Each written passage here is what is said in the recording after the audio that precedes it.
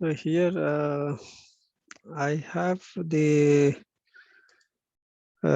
topic in discussion. It is on active power frequency control. It will be a second part where we discuss the characteristics and performance of control, supplementary control, and here the discussion will be on isolated system. For the remaining topics that we had the previous week, uh, in fact, I have recorded the lecture and uploaded it on the canvas. And we completed, it was up to this slide. What we had discussed, maybe I can have a briefly describe you. We talked about the uh, how to achieve the control of power generation, and we had the block diagram representation, and how does we can schedule the output power from the generator, and this will based on the what is the load reference set point here. So that's the previous block diagram. I think it was in the last lecture part 1. So it that block diagram was modified, and we included this summation block here. And then so as to regulate the output power from the generator based on the reference value.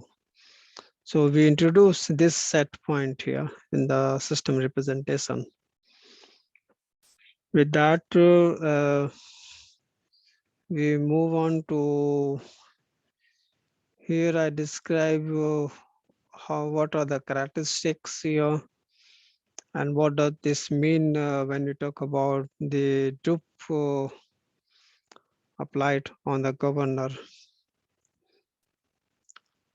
And normally you have the set point for the frequency regulation for the given power, and with the dupe characteristic as this one. So if you change your scheduled power, let's say on higher side, so you move to this way. So it is now shifted from 150 megawatt to, let's say, 160. So the characteristic will move the point, uh, the, the operating point will move along the characteristic here. And then this will be the temporary point, temporary operating point. And then at this scheduled power, the change in this. Excuse me, could you like enlarge the screen so that your graph Yes, is yeah, more visible? yes, okay. So this is the initial operating point, and if we want to have increased output from the generator, so let's say increase up to 160 megawatt. So in that case, it is this one. So this will be the temporary operating point. And then with the regulation applied, there will be a correction in the frequency of the generator, and thus the final set point will be this one. So as a result, what you find, this was the original characteristic, and now it has moved upward.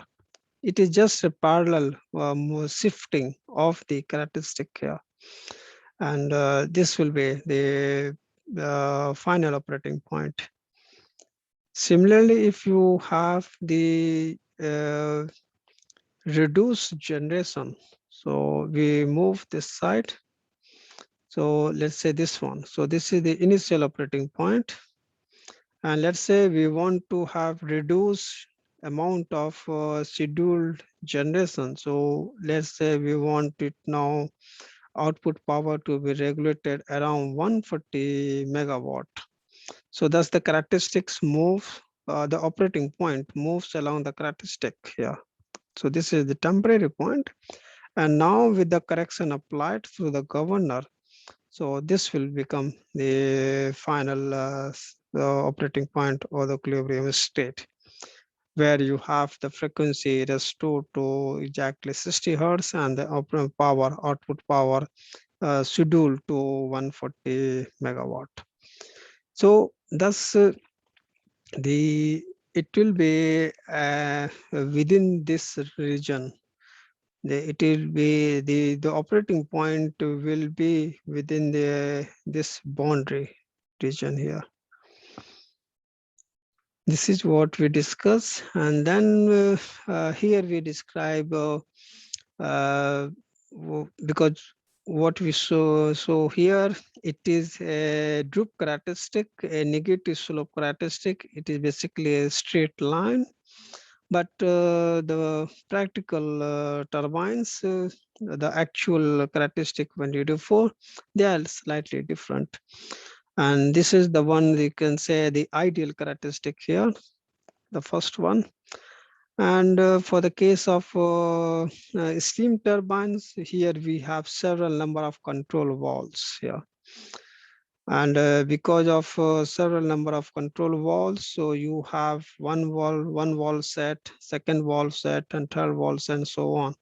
There's the output power regulation to the rated value 100% will depend upon all number of valves being set to open, and thus the characteristic is something like this.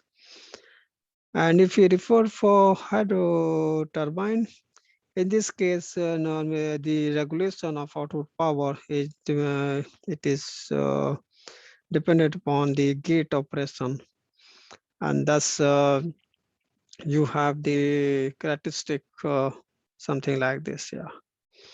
So these are the typical characteristics, speed droop characteristics that we observe for turbines here. Then next one refer to the case we want to develop the regulation frequency control problem for several generators in the system.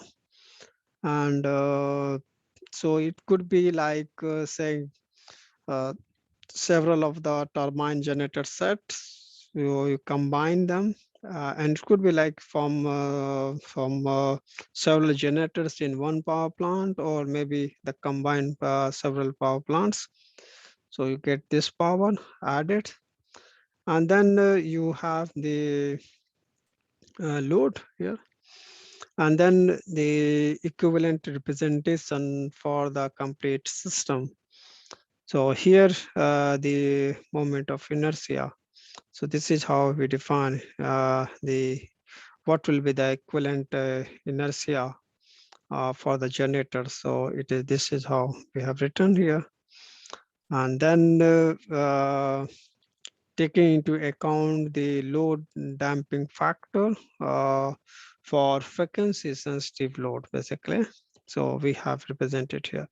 So this representation is the same what we had the inertia model representation for the turbine generator set.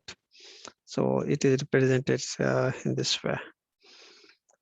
And this load damping factor, it is how they are related. So this is the change in the power from the frequency sensitive load, and this is the change in the frequency deviation in the system. I mean,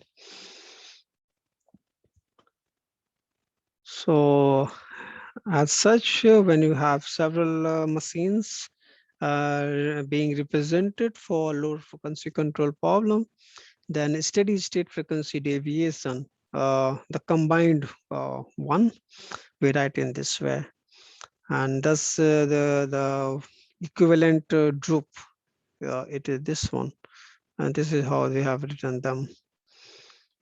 So here in this case, we define a term that we call it as a composite frequency response characteristic, that is beta. which we write in terms of megawatt per hertz here. So this is how they are given. So this frequency, composite frequency response characteristic, it is given by this relationship. So that is 1 by RAQ. So it is the equivalent droop of several generators which are operating in parallel. Yeah. So we discussed this part, and then here it was explained about what is the composite governor and the load characteristic here. So this part represents from the governor side, basically, based on the what is the droop characteristic, and this part of the characteristic, what you have it from the frequency sensitive load here. And finally, we write it in this way for the incremental change deviation in the frequency here. This slide just tells you about what is the typical variation in the variable. So it could be like gate position of the valve for different turbines.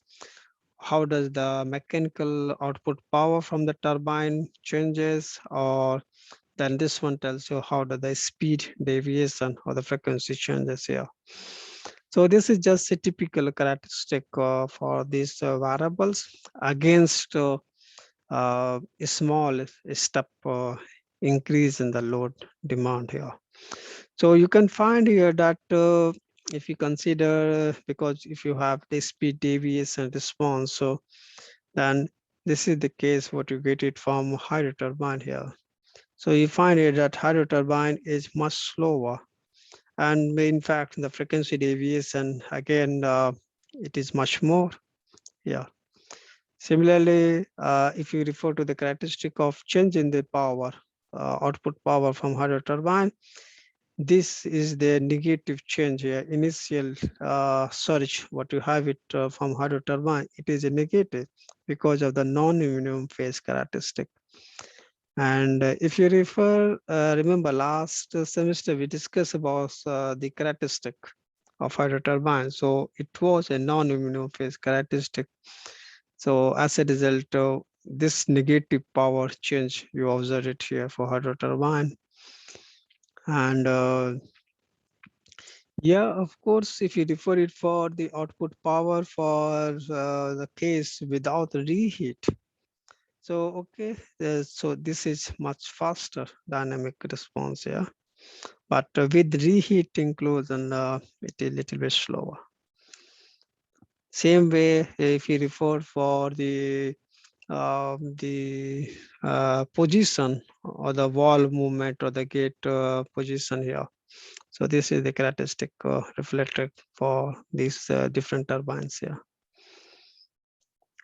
Then the here it shows time domain response when we have a step load change here. So we had a step load change, and then how did the frequency profile for hydro turbine, for steam turbine with reheat, without reheat will change. So you can see here that, and then again, if you don't have any control, so if you don't have any governor action, so what will be the deviation in the frequency here against this change in the this sudden change in the load here.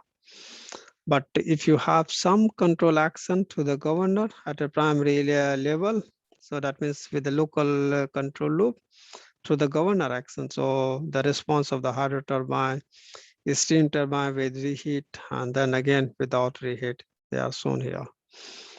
So you can see here that for the case of hydro turbine, the improve the frequency profile, it dips up to near about 48.5 hertz here, and there it tries to improve, get improve here, but it is comparatively slower with respect to steam turbine here.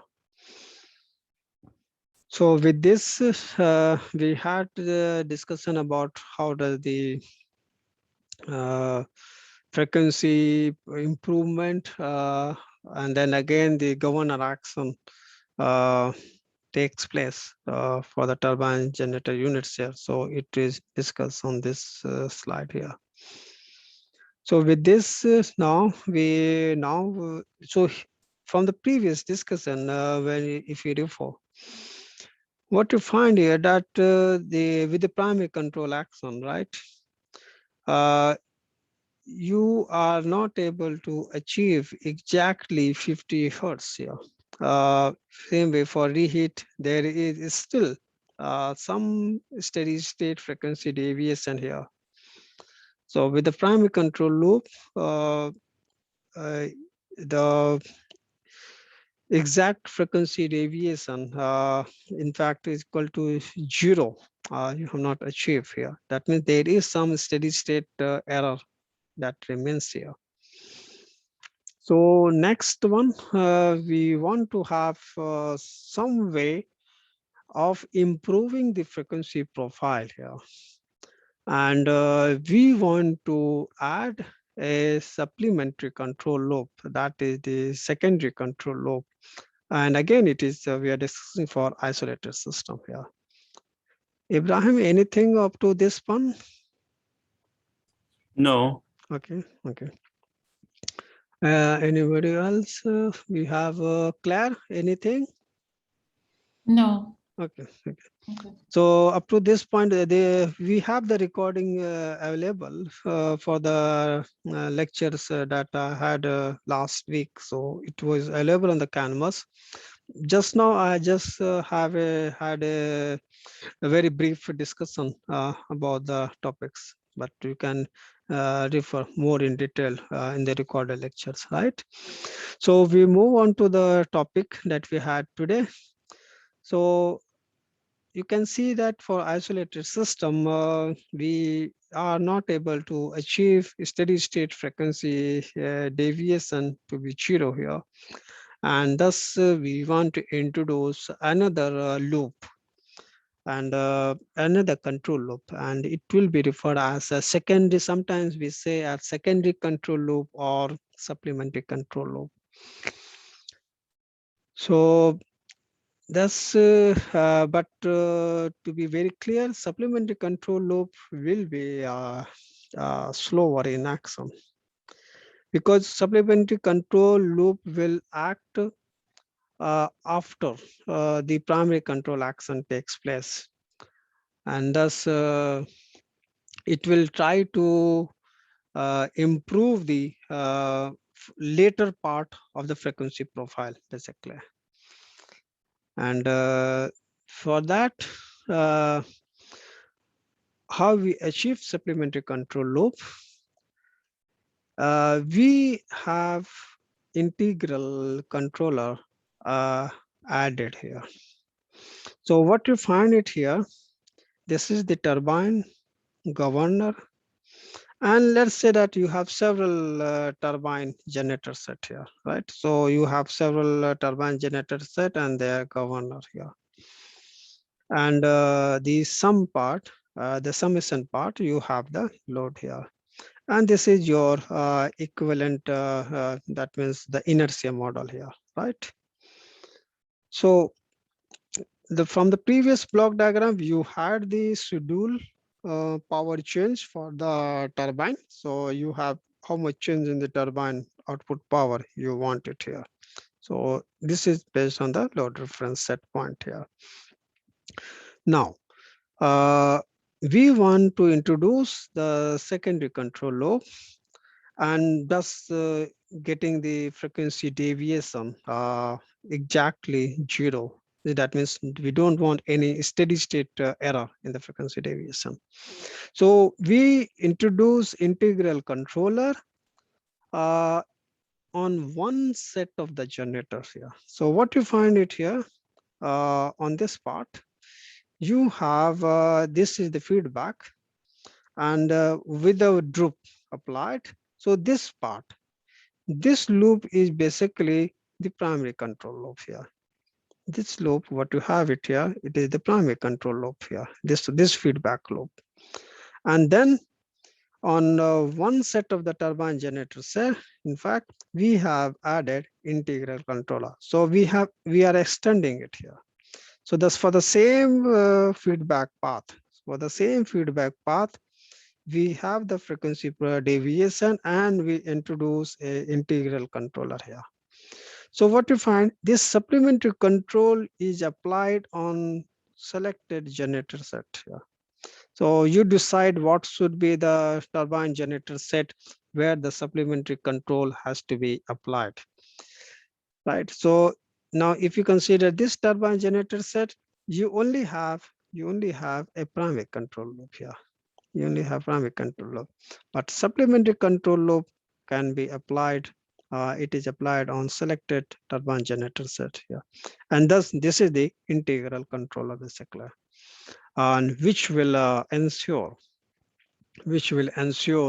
a zero frequency deviation, and thus you are able to achieve a good match between the generation and the load demand here, right?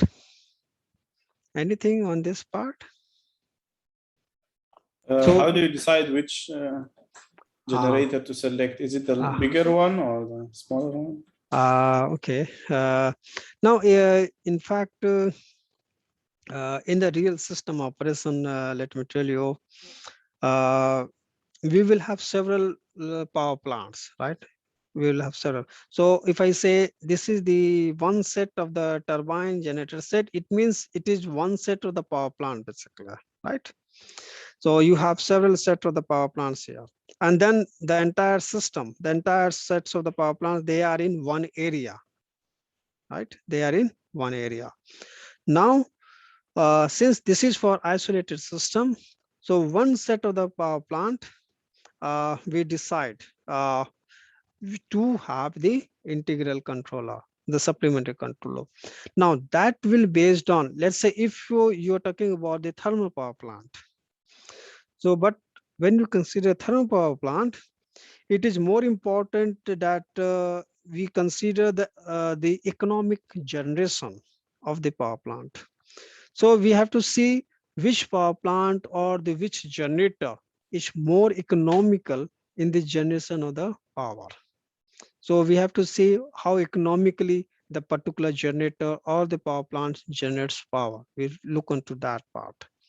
And then we decide, okay, it is this power plant where we can add or we can choose for integral controller. You said about the large size generator or the large power plant or the small size generator, right? Yes. Yeah. In that respect, again, we do some studies saying that what will be the typical variation of the load profile. If I say the load profile varies minimum to maximum in on a wider range, right? So because over the 24 hour, if you say, so you have a wide range of variation from the minimum demand to the maximum demand. In that case, it will be good that you have this for a bigger generator set.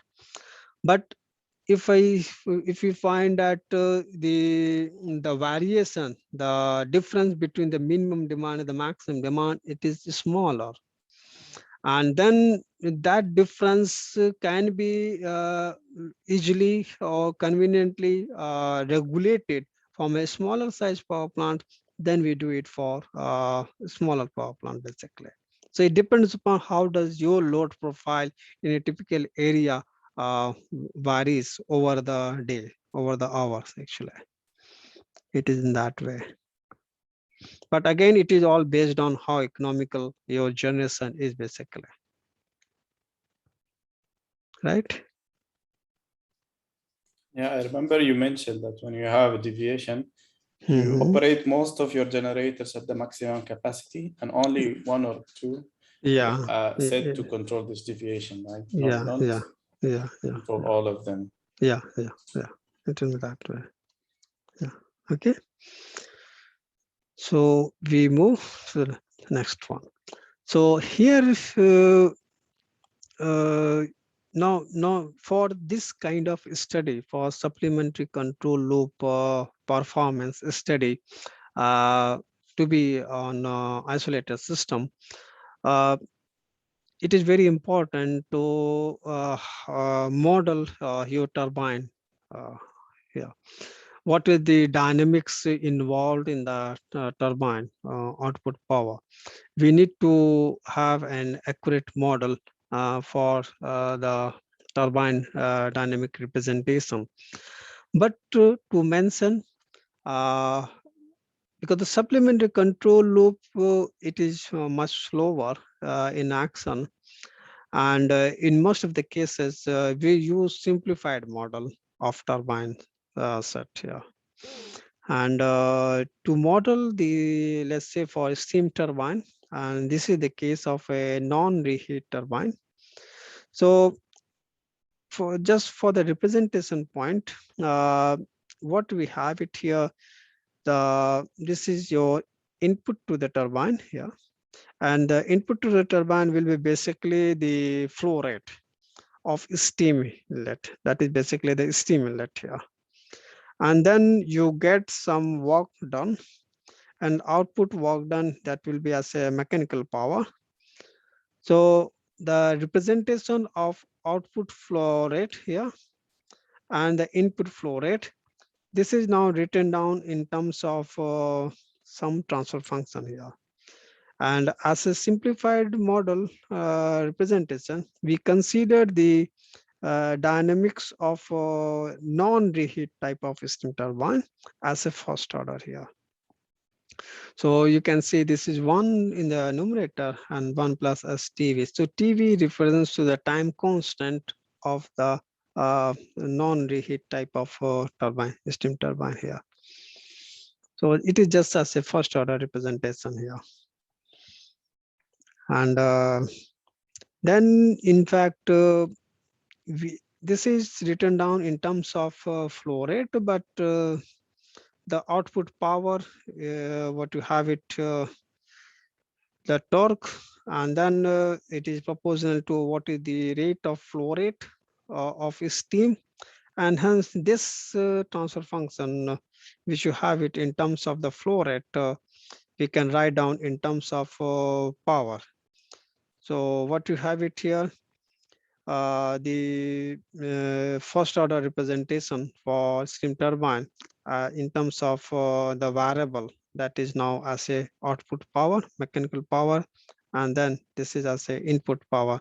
That means we have translated this quantity in terms of power here. And then we have written down in terms of the time constant for the steam turbine here. It is this way. So this is in most of the cases for the supplementary control loop that we apply for frequency regulation or the power regulation, output power regulation. We use this transfer function for non-reheat up of steam turbine. And for the case of reheat, we can have several stages here basically. So one stage, second stage, and third stage, we can have them here. Next one, what we refer it for the hydro turbine. And for the case of hydro turbine, we have the transfer function model, simplified transfer function model. You can say the linearized model of hydro turbine. So this is in terms of what is the output power, and this is the gate position, the change in the gate position here. So the ratio of output power of turbine to the change in the gate position. So this is how we have referred it here. So this is the same what you had it last semester also. So here you find here that it represents a non-minimum phase characteristic for hydro turbine here. And this is how we represent them as a block diagram for hydro turbine. And this one is for steam turbine, non-reheat type here. Anything on this slide? No, then okay. So here we are in a position to write down the complete block diagram representation for the turbine generator set that we apply for load frequency control problem, and we have it for isolated system here. So what you find it here, this is the inertia model for it takes into account both load, dynamic load, and the generator part here. And this one is for steam turbine, transfer function for steam turbine. This one we have represented for governor. So here this is the time constant for the governor. Governor will have the actuator, and thus this is what we have represented here. And then at the feedback, you have a droop, and then which is fed here. So you decide what should be the schedule power flow, schedule output power from the generator. So we have this one, and then again we also have some disturbance here. So it could be the load disturbance here, because the mismatch between the turbine power, output power, and the demand, electrical output power, this will be the error here. And that error based on the inertia model or the inertia response will result into deviation in the speed here. So we have the load here representation, load disturbance representation here. Now this block diagram representation for LFC problem, isolated system, we can manipulate it because this could be the output variable. Frequency deviation can be output variable, and let's say that this is constant, or you make it 0. Yeah. So in that case, this is your output variable, and this could be your input variable, input quantity here. And thus the complete representation we can manipulate as here. So here what to have it, we have equated this to be 0, and then we write down the transfer function between this quantity and this quantity. So this is your output variable, and this will be the input variable here. So you can see that in the forward path, you get this one here. So this is your forward path here, and then this quantity, and here this one. So it is this way. That is now as a feedback path here. What you get it here, this one. So 1 by R multiplied by this quantity, what you have it here, and then multiply by this quantity, what you have it here. In fact, this is T here, so it is this one. See? So you have the representation in the feedback path here. So now you can write down what is the transfer function between this output variable and this input variable here. So why is the load here with negative sign? okay. Yeah, you can consider load as a positive, negative. That doesn't matter. You can have any sign here, plus or minus, doesn't matter. Right? Let's say you want to have increased load or decreased load, so you can have any sign here. Right? That's not Okay. issue. That's not issue. Let me say, because you could model as a positive increase in the load, or negative negative increase means decrease in the load basically. You can have it. This could be plus also here, no problem. When you simulate it here, this could be plus as well, no problem, right? Because load can be either positive or negative here actually. Okay.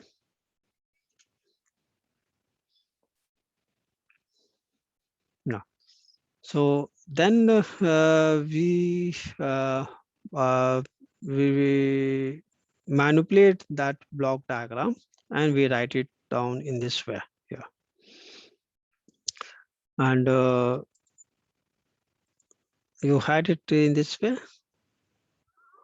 And let's say you have some small load change here. So now, yeah, you can see here that we are doing it for negative load change here, negative change in the load, right? So it should be basically the del PL here, actually, this one, del PL. And then what is the steady state frequency deviation? This one, so we limit it to S equal to 0. And then we have this one. This is applying the initial value theorem. What is the steady state frequency deviation? You get this one. So this is the equivalent droop, what you have it here, and then written down in this term here. Because that means the steady state frequency deviation will depend upon what is the amount of load change, and then what is the quantity you have it that is in the denominator part here. It is this part. What does this value R represent again? You mean this one, this R1, R2? Yeah.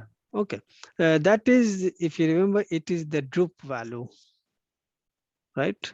The droop on the governor of the turbine generator set, right?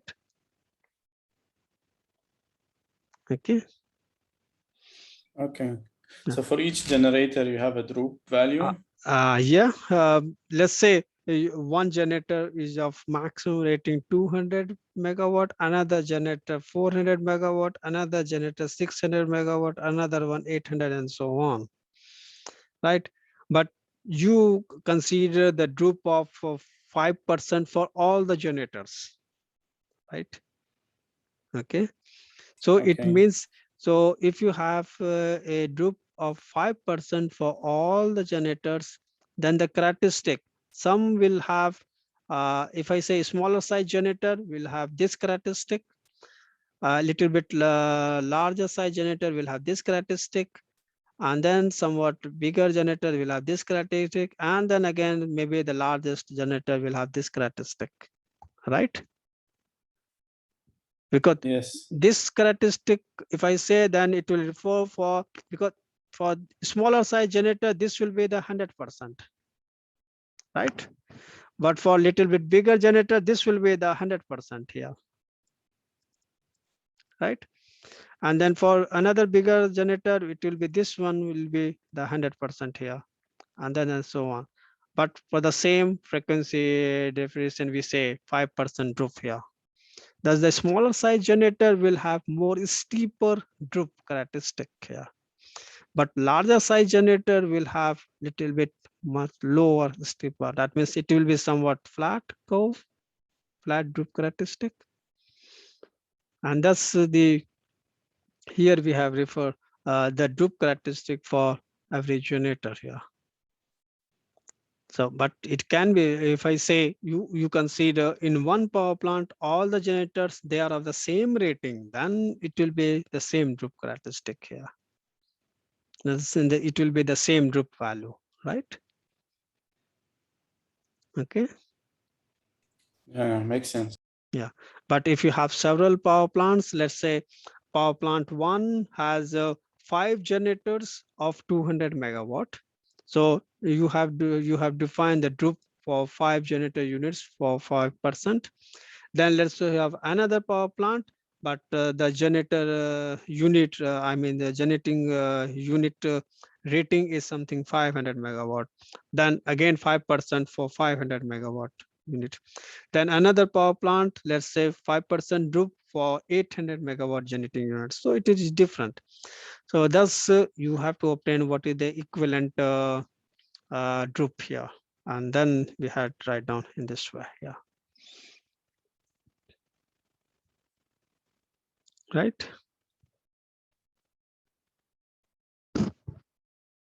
So when you say 5%, you mean 5% of the frequency change, right? Uh, 100% of the yeah, power? it is. Yeah, yes, you are right. It is delta F basically. Yeah. Okay. Yeah, 5% change in the frequency from no load to zero output power to 100% output power. Yeah, Okay. yeah, it is that. Right.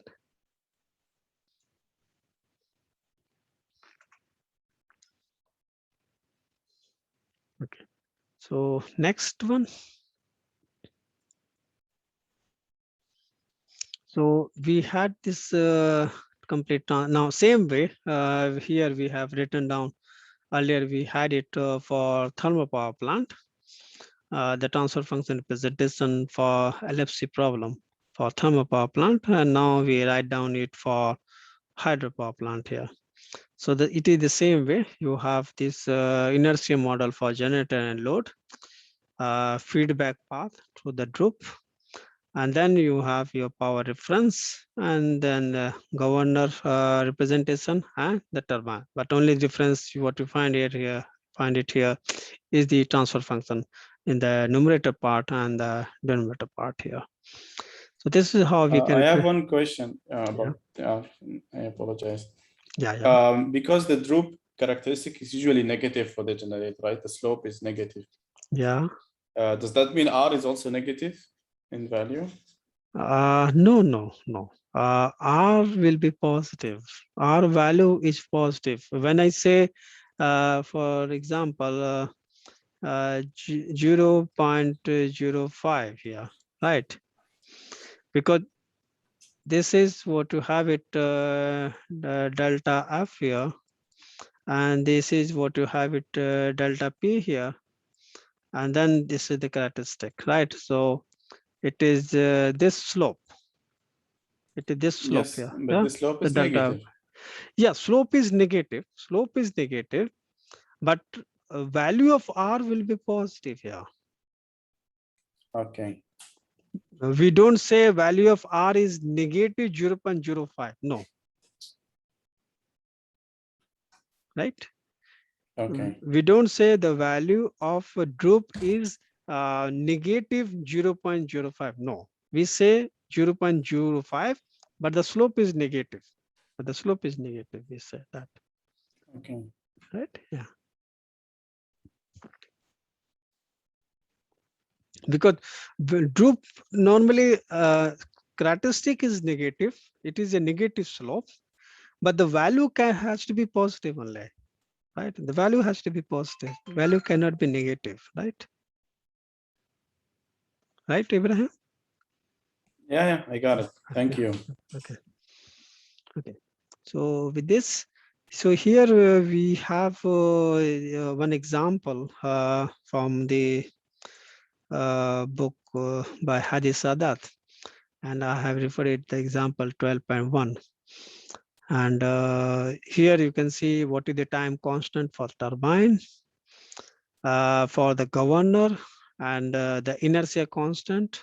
And here the speed regulation are here, the droop. Now here it says that load varies by this much percentage for this much change in the frequency. So it means D is 0.8 here. So load varies because if you remember, we had the D. D was given as del P here, and del P D to change in the frequency here. So it was this way. So that's the when we say this quantity definition, then it means D is 0.8 here.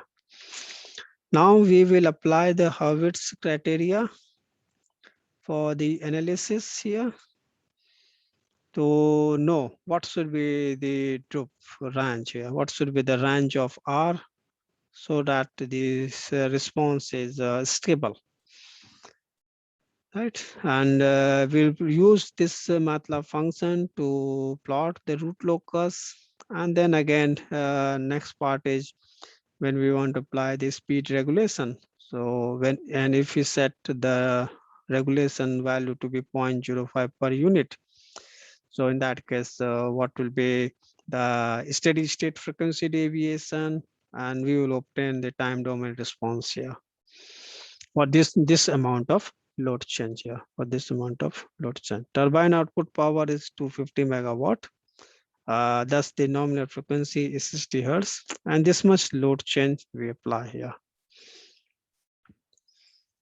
So from the previous block diagram, if you remember, we had this here. So, and we have written down so we have substituted the values here. And then the first part is the Howard's criteria. So we write down what is KGH. So we had this representation of the transfer function. So we get this way. We have in fact written down because 1 by R, we have defining it as now as a gain here. So did he give you the values for TS and T in the example? P, sorry? No, the TS, there's because there are other constants, TG and TS for the This one? Yeah, they are already given. Okay. Yeah. Right. Turbine constant and the governor constant. Governor constant and inertia constant also. And inertia constant. Okay. This is H and this is D. Okay. Right? So it is given here. So we write down this in the denominator part. And now we have the complete characteristic equation in this way. So this is 1 plus kgh. So 1 plus kgh equated to 0. And this is the characteristic polynomial here. Right. So I think earlier also we have discussed as how to use this characteristic polynomial to understand the system behavior in terms of stability. So this is the characteristic equation, sometimes we say, right? And I have, I think, so normally when we have to perform the stability analysis, so here we are considering the case of a stability of a linear system, and this is how we can draw or we can represent what will be the closed loop representation. So you have the plant, you have the controller, basically. It could be the simple proportional controller. And here you have the feedback path here. And this is could be your reference set point, and this is your output signal here. So in a simple representation, this is the closed loop representation basically. And then the closed loop transfer function, we write it as the Laplace transform of output variable to the input variable here. So it is this one. So we write, so this is the closed loop transfer function, and we write down in this way. So this is the numerator part, and this is the denominator part. So this denominator part, what you have, it is the same as the characteristic equation which you had it here, 1 plus kgh. So this will be in the denominator part here, this quantity, right? And for any, whenever you have to perform the stability analysis for a linear system, so and in that case, to satisfy the stability for a linear system, we say that the poles of the transfer function. So this is the closed loop transfer function. So that the poles of the closed loop transfer function, or thus the roots of the characteristic equation, they should lie on the left hand of the S-plane.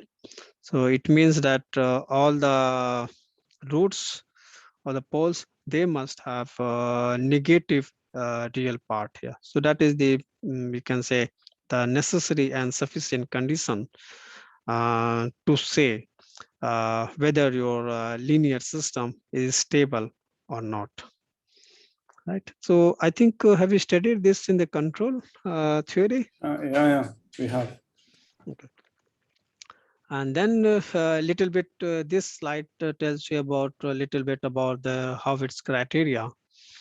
And this is in general, we write down the characteristic equation. So this is the coefficient here.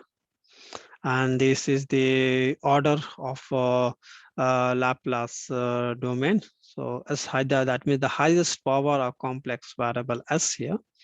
And it goes on decreasing. Yeah, so this is the BC part, you can say, constant value. And for our case, we have this one here. For the our transfer function, which we have it here, it is in this way. So the highest power of S, it is third order here. And it goes on decreasing with the highest power. And then we have the constant coefficient here, this one, the A naught. So for the applying this Roth-Havertz criteria, we obtain a Roth table. And we start it from the highest power of complex variable S, and then we go down further. So we write down what are the coefficient with the highest power and so on. So the first, so this is the S3, S to the power cube actually. So the coefficient is 1 here. And then we write down for the S3, then this one is for S to the power 1. So we write down 1 here, and then 10.56 here. Then the next one, the next power is next highest power is S to the power 2.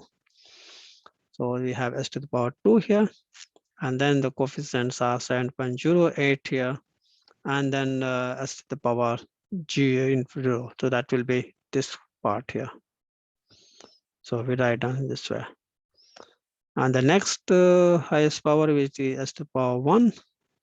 So we also to write this, what we do, we multiply this minus this here, and then divided by this quantity. So we obtain this value. And next one, what we have it is the 0. And similarly, S to the power 0, we write it here. So this is how we obtain the Roth table. And then we analyze these steps. Yeah, we follow these steps. So we say that the number of the roots that we have it here, because this is the highest power is 3, so there should be 3 number of roots. And so number of roots of the equation with positive real part, if there are, then they will say then the number of the changes in the sign in the first column of the Roth table. And necessary and sufficient condition for stable, for a linear system to be stable, is that the first column has positive numbers. So all this quantity, they have the positive number here. So from this row, we equate it to 0, and then we find out what is K here. Then from this row, we equate it to 0, and then we find out what is K should be greater than 0. And then finally, if we write down what is R, that is 1 by K. So this should be the value. This should be the value of R, which will justify that the system remains stable here. So you can see here that the value of droop, it is 0.01. So it is something 1.35% only to be considered, so that the system remains stable here. But this is without any controller included here. So that means this is the range or the value of R for which the system would be stable here. Right?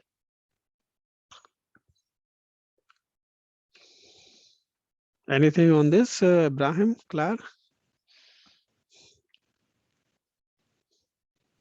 No, for me. Okay.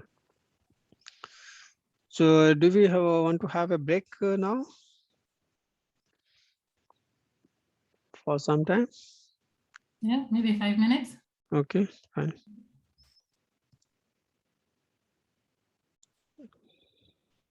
So with this, the second part, what we have to obtain the root locus approach for analysis, and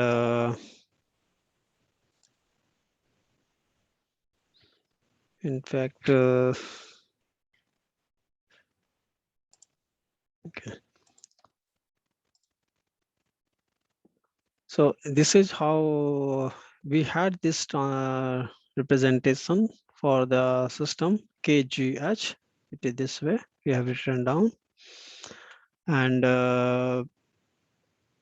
to obtain the root locus method, where in general form, is it visible to all this? Because the font size is too small. It's not very clear. Maybe you can zoom in. Yeah, can you zoom in? Yeah, but I'm already in the presentation mode now. Maybe now is it okay? Yeah, this is much better. Yeah, this is Okay. So what we have here in this form, so this is the gain, and then we have represented the numerator part and the denominator part as this one. So the numerator part represents the zeros here, and then denominator part represents the number of poles for the transfer function here. And thus M is the zeros and N is the poles here. And normally the number of poles, they are more than number of zeros here. So if you have N greater than M, and then these many, the difference of the poles, number of poles and the zeros, there will be this many zeros at lying at infinity. And for the characteristic equation in the closed loop transfer function form, we have this way. And from there, we can obtain what is the gain here. So it is basically the vector length, product of the vector length of the poles to the zeros here. And in fact, in our case, we write down in the form of factor form. So this is, you can see S plus Z, X plus Z2, X plus Zm. Similarly, for the denominator part, we write S plus P1, S plus P2, S plus Pn here. So we write down this quantity as a factor form. And then here it is the theory part, what the some of the features, so the properties for the root locus method. So this represents the zeros, this represents the poles here. And how does the root locus form takes place? So it starts with the this quantity poles and end with the zeros at k tends to infinity here. And this how many loci you will form, it will be depend upon how many poles you have.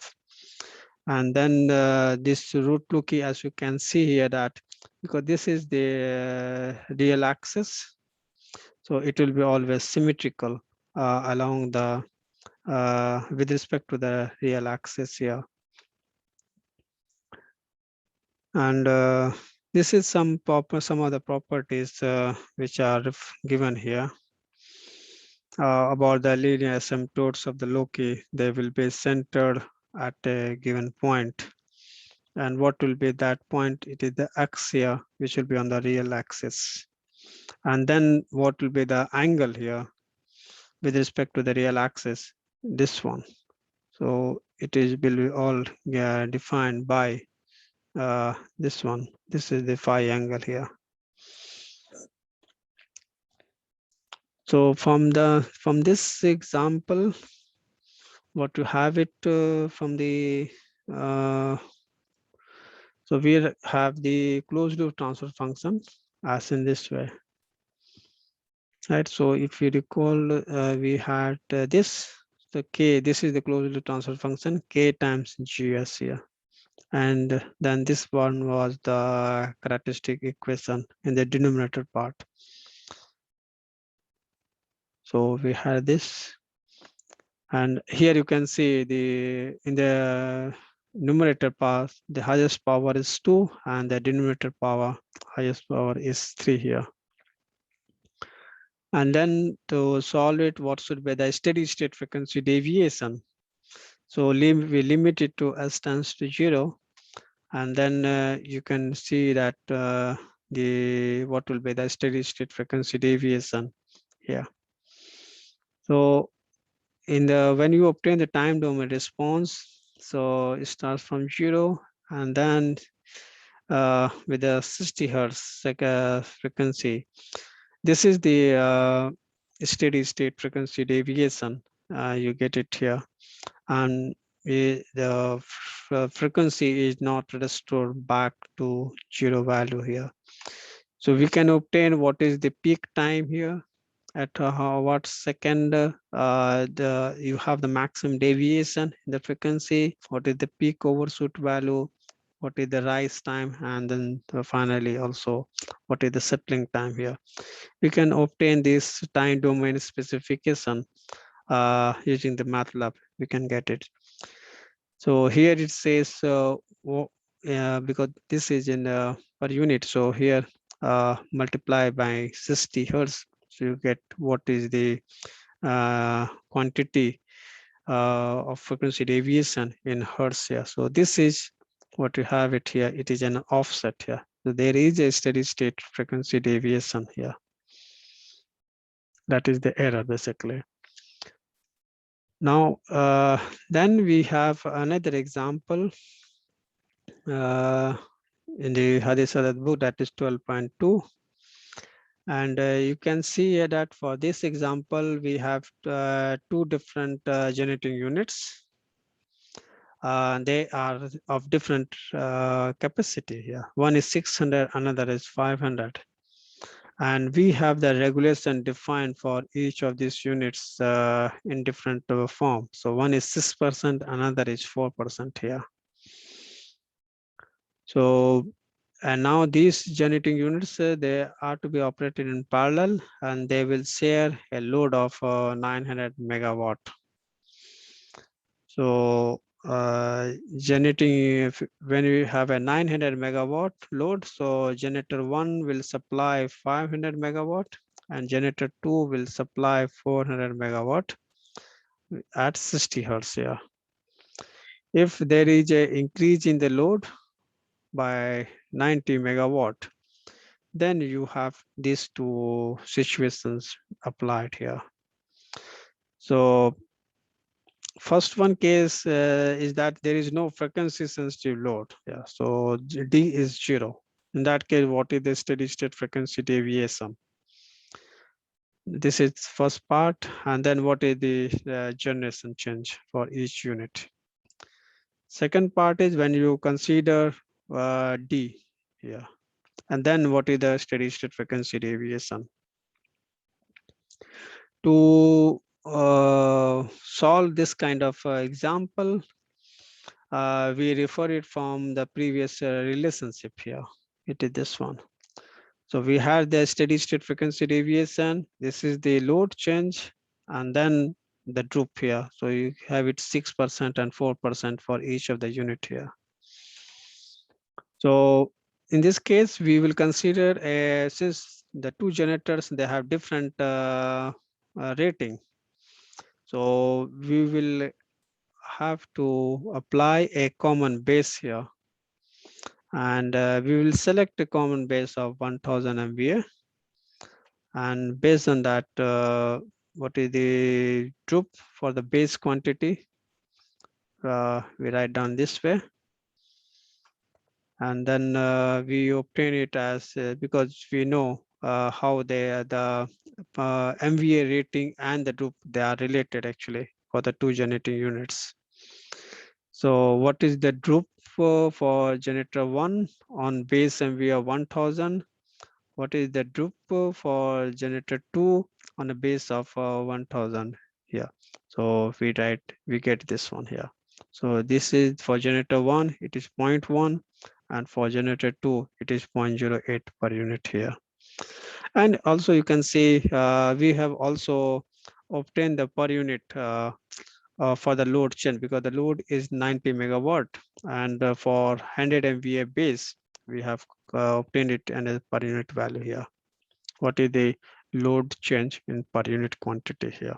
So this is the normal procedure that one has to follow whenever you have generator of different rating, different capacity, and here when you have different regulation applied for each of the units here, right? So with this, how to solve it, they have given in the book. The first case refers to D is equal to 0. And you can see that what is the steady state frequency deviation. So this was in per unit, and then 1 by R1 plus 1 by R2. So here they get it.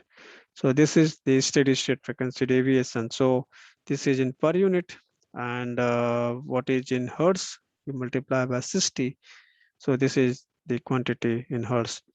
So the actual frequency after the load increase will be something 59.76 hertz here. And then corresponding change in the turbine power for each of the generating units.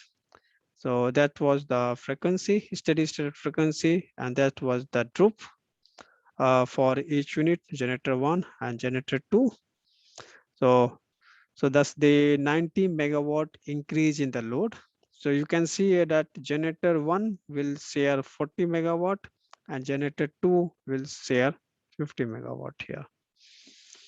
So altogether, because the initial loading on the generator, if you refer, here it was 500, and for generator 2, it was 400. Thus the new operating point for the two generator.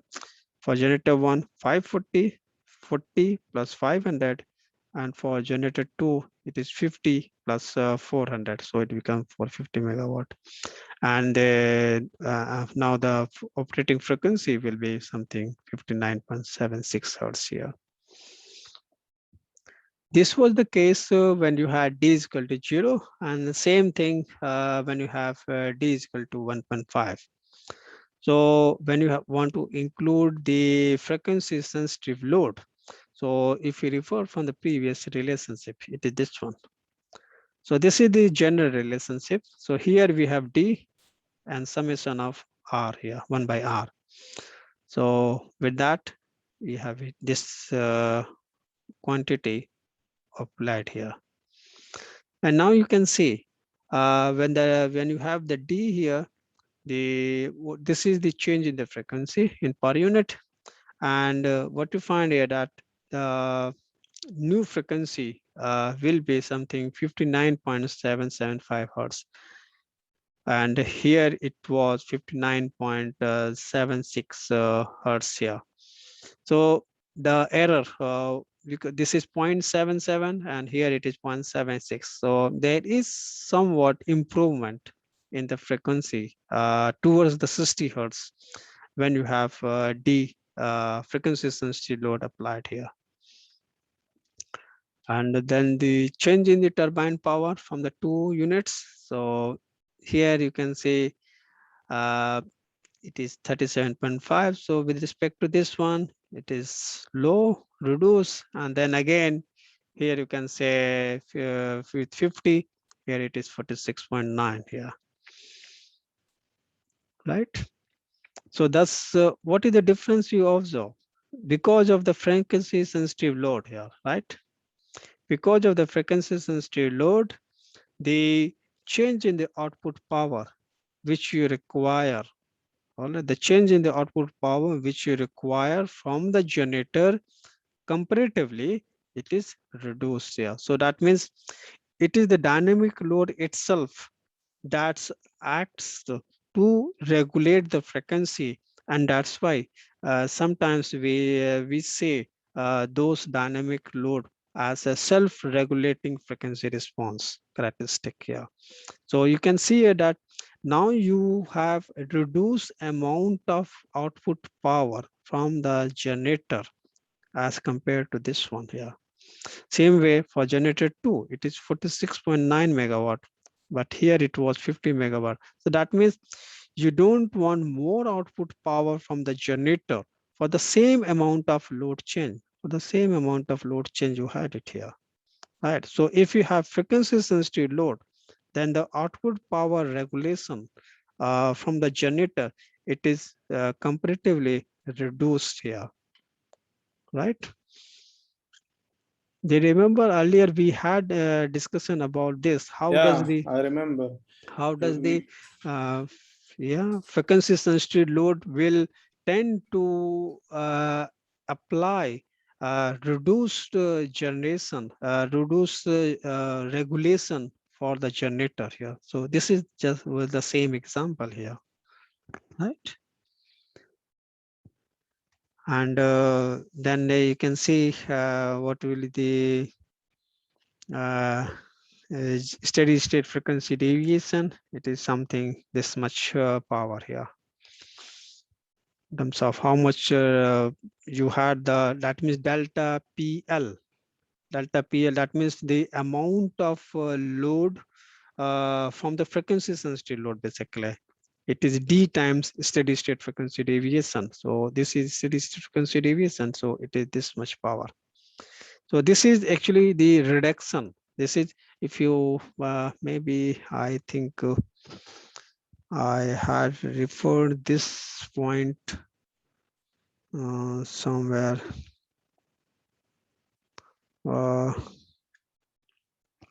Here because you can see, yeah, increase in system load by this much change, right, will have a load reduction of this much quantity here. So it will be this much load reduction what you observe from the frequency sensitive load. It is this quantity here, and thus what is this? It is D times delta F here. So that is the steady state frequency deviation. So this is basically the load reduction because of frequency sensitive load here in the characteristic.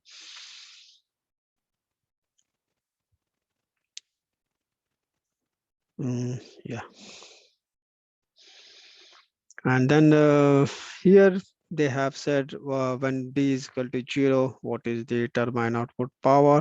We obtain it from this relationship here. And then here it is illustrated with the adjustment of the troop for the two generating machines. What will be the change in the characteristic here? This one. And next one, what you observe. Here you still find in this example that frequency, it is not exactly 60 hertz here, right? This one, you don't have exactly 60 hertz. There is some improvement here, but with the use of D, but still it is not exactly 60 hertz. But if you apply integral controller, so what you observe that it is the same previous block, I mean here, but here you have a feedback, yeah, through the integral controller, and which is here. And thus with this complete block diagram, it is now reduced here. And now we write down what is the closed loop transfer function here. So we write down in this way. So here we have included this term, and then again we apply it on the same example, the previous example, and we have the regulation of 5%. So this is the transfer function, and these are the commands that we use in the MATLAB. this much load, and then integral gain here of 7, it is just set. What are the numerator coefficient here, and then what are the denominator coefficient here, and then what's the time duration for simulation, and then the complete response here for the frequency. So what you find here that with integral controller included, the frequency dips here, and then it improves, and here you find that the frequency settles to 0 value here. This is in per unit, so you find it that the frequency is settling down to 0 here, 0 per unit. So that means there is no steady state error here, you observe. And we are able to achieve this with the integral controller applied here for a speed regulation of 0.05 per unit here. Right. So you can solve this in the MATLAB. You can work out with this example in the MATLAB and see, try to obtain this time domain response here, right? So with this, I end here. And I have a question. Are these slides available on Canvas? Yeah, I think if you look at in my yeah, this one, yes, I have, it is there here on the part 2. Okay. I'm still discussing lecture 13 and 15, so it is there, right? Yeah. Okay, thank you. Yeah. Yeah. If you click it here, it will be. Yeah, it will upload. Yeah, right. It is there. All slides are there. Yeah. Okay, thank you. Do you have access? I just want to confirm. Yeah, I have access. Oh, okay, fine. Okay. Yeah, because though I have it here available, but I'm not sure whether you have it or not. So I have to confirm from you. Okay, fine. Right. And then maybe because I wanted to discuss about this, the next exercise here. And maybe for 5 minutes, I can discuss this one. So the next exercise which I have planned for you, I have not uploaded it here, but we will have it. So this is on developing the transfer function for SMI-based system. And we have the generator, which is a 4th order model. We have the governor and the AVR. So that means here we will present the SMIB system as a transfer function block. Earlier, if you refer to the previous exercises, we had them representation as a state space form model, but we want to have it now as a transfer function. And it will include the generator model, it will include the governor, and then AVR also here. And but here we will have simplified excitation system. And you have to simulate it in the Simulink, and with a this disturbance applied on the voltage side, or even on the load side, you can consider. So a little bit of theory it is given here. So you have to consider a controller also in this PID controller with the AVR block. So this is the transfer function for the generator model. So we have 4th order model here for the generator. And these are some of the gains and the time constant defined for the generator here. And then what are the parameters? It is given here. Then for turbine model, it is the same way, simplified 1st order model for the turbine. For the governor, it is represented as this one, P reference change and the droop part here. And then the governor is represented as a 1st order transfer function here. The complete system, we are talking about isolated system. So we can have it in this way. So you can see here that it is the inertia model, the droop here, the governor, and the turbine part here. Speed deviation, load change, turbine output power, and then the output power. Yeah, this is basically the error here. Then now this is the in fact you can say the yeah, in fact not the complete representation of the system. Basically it is only representing the LFC part here. Then same when we want to implement the automatic generation control in isolated system. So what you find it here that you have the integral controller included here. It is the same block diagram you have, but slightly modified with the integral controller. So we have it here, and then you add power reference here on this side.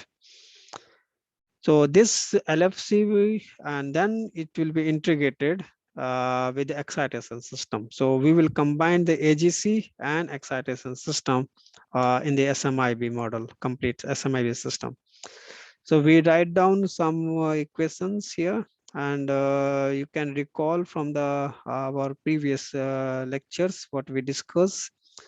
So what is the electrical power relationship in terms of delta and excitation EMF here? So it is in terms of K is constant K1 and K2 here. Then the excitation EMF here in terms of this, and then the terminal voltage written down in terms of delta and excitation EF. So here we have K4 and K5 constant here. Then we draw the complete system of SMIB as this one, right? So what you find it here, this is the generator model, fourth order model, K1 constant, K2, K3 and K4. So here you have terminal voltage here, and then you have the sensor model. This side your V reference signal, PID controller, and the exciter model here. So this one, what you have it here, it is for generator terminal voltage control. Terminal voltage is here. Then VT is related to K4 through angle delta here. It is this one. So if you recall the block diagram for AGC, it is this one. This is the automatic generation control model. So because this is the inertia model, so you get here delta omega, dial omega here, and you integrate it, you get it dial delta here. And this is your droop from dial omega, this one, and here your governor and turbine. And then if you include the integral controller, this one, so you get the power reference. So this block diagram, it is AGC, and this block diagram, what you have it here, it is for generator terminal voltage control. So this is the complete SMIB system with the case constant here, with the exciter model, with the controller, exciter controller AVR part, with LFC as well. Yeah, right. And you have to, we have given what is the parameters, values of these parameters here for the different system parameter, I mean. And then you can also consider what are the controller gain. You can also have your own gain here defined and see what is the response here. Right. So with these parameters, system parameters and the controller gain, try to simulate your response. And here, although it is said 1 per unit, but it's up to you. You can also simulate it for 0.05 per unit on the reference voltage side here. That way you can do it here. Or otherwise, if you want, because when you look at the load side, so you have a load here. So you can consider change in the load here, and you can also change in the reference voltage here. and then you try to plot what is the dial omega you can plot, or dial delta you can plot, and then again terminal voltage you can plot. So get the time domain response of delta and terminal voltage if you have some disturbance here. What You about the P reference? Should we keep it at 0 or that P reference you, because you can consider, no problem. But again, I will suggest that if, let's say, you want to understand the variation of delta and terminal voltage, right? So here you can see that the two loop, AGC loop and then terminal voltage control loop, okay, they are linked here, right? There is a coupling here, right? Yes. There is a coupling here. So, but if you want to observe the influence, let's say, you want to understand the variation of terminal voltage. So you apply some disturbance here, you keep this as a constant, or zero, you keep it zero, right? Or a constant value. You apply some disturbance and then see what is the variation here and then what is the variation here. This is first part, right? Then keep this as a constant, this as a zero, and apply some disturbance here, right? And then see what is the variation here and what is the variation here.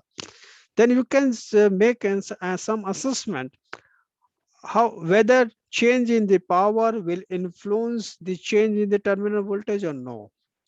Whether the change in the power will influence variation in the angle or no. That you can a little bit analyze here. Or the some disturbance, if you apply here, keeping this as a constant, what is the variation in the angle and the terminal voltage. You can, because the two loops are coupled to some extent here. So change in the quantity here or here will cause some variation in this two, but how it to varies, that you can make some assessment here, right? Okay. Okay, yeah. Yeah. This is what we want actually, and that's why because I think earlier we had discussed that the generator is a non-linear, and then the two loops frequency, because this is the more or less frequency control loop, and this one is the generator terminal voltage control loop. So there is a cross coupling, between the two loops here. So how does the disturbance on these two quantities will influence the variation in these variables? This is what we want to understand here. Yeah. Okay.